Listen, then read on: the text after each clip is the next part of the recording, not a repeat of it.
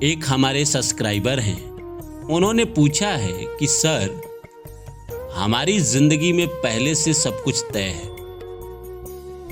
हमारी जिंदगी में हमारे जन्म से पहले ही सब कुछ लिखा हुआ है। तो एक बात बताइए सर कि हम भगवान शिव की पूजा क्यों करें?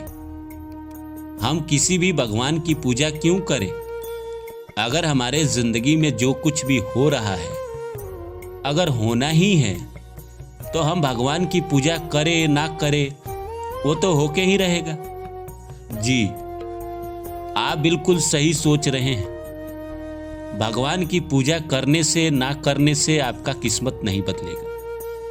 हाँ, लेकिन मैं आपको एक बात बता देता हूं कि भगवान शिव के शरण में जो भी गया है वो खाली हाथ नहीं लौटा है। भगवान शिव के अंदर इतनी शक्ति है कि वो आपकी किस्मत बदल सकते हैं, आपका तकदीर बदल सकते हैं।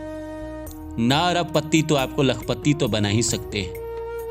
अगर आप मुफलिसी की जिंदगी जी रहे हैं और भगवान शिव के शरण में आप जा रहे हैं दिल से, आत्मा से, तो भगवान शिव आपके दुखों को जरूर हरते हैं। तो मैं वो बात की बात करूंगा, लेकिन इन्होंने पूछा है कि हम भगवान की पूजा क्यों करें।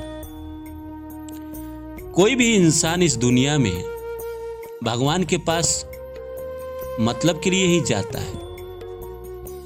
इस सवाल का यही जवाब है। क्या इंसान भगवान के पास बिना मतलब का नहीं जा सकता? वो भगवान है, परम शक्ति है। उन्होंने ब्रह्मांड बनाया, हमें बनाया, इतनी बड़ी सृष्टि को चला रहे हैं। हमारी जिंदगी में जो कुछ हो रहा है उसको संचालित कर रहे हैं। तो हम उनके पास जाएंगे ये देख के कि हमें क्या फायदा हो रहा है, क्या नुकसान हो रहा है। और वो भगवान है, हमारी स्क्रिप्ट उन्होंने ही लिखी है, हमारा स्क्रीन प्ले उन्होंने ही लिखा है। क्या पता कब कौन मोड़ पे हमारा सीन बदल जाए, किस मोड़ पे हमारी भगवान से मुलाकात हो जाए और भगवान हमारी किस्मत बदल दे। क्या कोई इंसान बता सकता है कि अगर भगवान ने पूरे जीवन दुख लिखा है तो वो सुख में नहीं बदल सकते? बदल सकते हैं। दुनिया में बहुत सारे लोग हैं जिनकी किस्मत बदली है।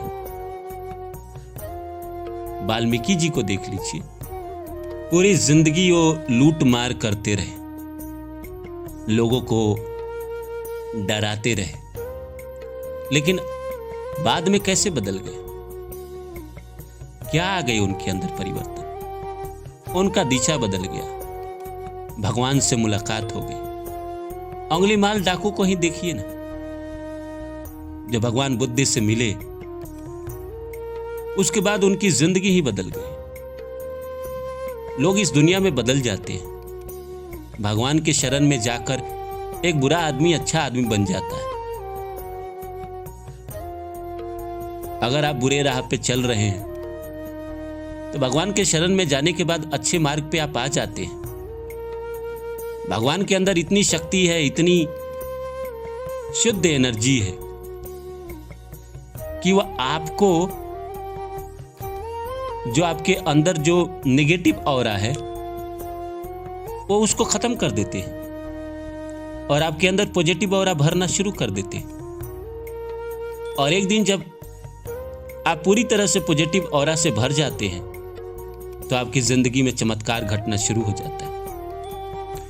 एक पूरा खेल एनर्जी का है। जिस आदमी का ऑरा जितना मजबूत है, जितना शुद्ध है, जितना प्योर है, वो उतना ज्यादा शक्तिशाली है, उतना ज्यादा कॉन्फिडेंट है। कॉन्फिडेंस उसके पास बहुत है। और इंसान के पास अगर कॉन्फिडेंस बहुत होता है वो कुछ भी पा लेता है। मैं आपको एक बात कहता हूं कि आप भाई और कुछ मत करो। ओम भूर्भुवः स्वः तत्सवितुर्वरेण्यं भर्गो देवस्य धीमहि धियो यो नः प्रचोदयात्। इस मंत्र का आप रोज 11 बार जप करो और महामृत्युंजय मंत्र भी आप कर लो। ओम त्र्यंबकम यजामहे सुगंधिम पुष्टिवर्धनम उर्वारुकमेव बंधनात् मृत्योर्मुक्षयमामृतात्।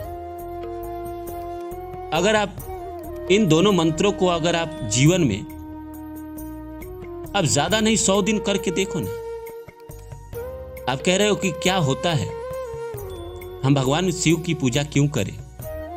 इंसान जब चारों तरफ से मुसीबत में घिर जाता है, चारों तरफ से उसे दुख घेर लेता है, तो भगवान शिव ही है जो रास्ता दिखाते हैं। अगर भगवान शिव लोगों को रास्ता नहीं दिखाते तो लाखों लोग केदारनाथ की यात्रा पे इतनी कठिन यात्रा नहीं करता। पहाड़ पे चढ़ने में हालत खराब हो जाती है, सांस लेने में दिक्कत होती है। आप लोगों में से जो लोग गए हैं उनको पता होगा, मैंने तो यात्रा की है और मुझे पता है। इतना दुख सहने के बाद लोग अमरनाथ की यात्रा पे नहीं जाते। अभी सावन का महीना था, पूरे सावन भगवान शिव को लोग जल चढ़ाते हैं। बैद्यनाथ धाम की तरफ आप देखिए, लाखों कांवर लेके जाने वाले लोग पैदल बिना चप्पल के 100-100 किलोमीटर चलते हैं, बिना शक्ति के तो नहीं जा सकते। ऐसे आप 10 किलोमीटर चलना आपके लिए मुश्किल हो जाता है, भगवान शिव के पास लोग 100-100 किलोमीटर चले जाते हैं। बेशक वो अपने अंदर कोई ना कोई लालसा लेकर जाते हैं, भगवान पूरा भी करते हैं उसको। इसलिए भगवान की भक्ति करें तो ये मत सोचे कि भगवान से हमें क्या फायदा है, और हमारी जिंदगी तो पहले से लिखी हुई है, तो भगवान की पूजा करने से वो बदल नहीं सकती तो हम ना करें। इस जीवन में ना बदलेगा, लेकिन एक बात समझ लीजिए, ये कहीं ना कहीं आपके पुण्य कर्म है। मंत्र की शक्ति करना भी पुण्य कर्म है, भगवान के शरण में जाना भी पुण्य कर्म है। और जिंदगी में जब आपके ऊपर मुसीबत आती है, परेशानी आती है, तो आपके पुण्य ही आपको बचाते हैं। और पुण्य आप कहां से इकट्ठा करते हैं?